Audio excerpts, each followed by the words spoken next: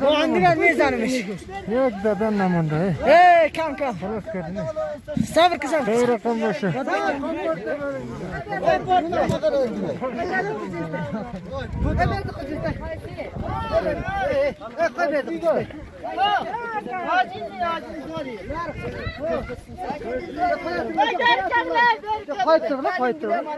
Verin şimdi.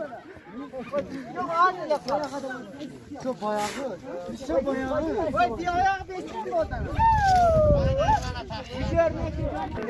Tuzuya koy niye kılıcı tasın? Unca çıkarıyor. Kim mukabılığa? Amla.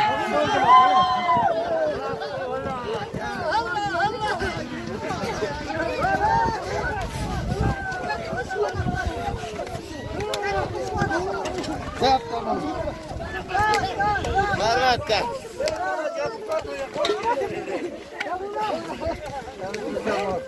Oy bol diye mi çıkardın? Kim? Ben çok çay istem. Neresin karmak? Kırısı de. Hey.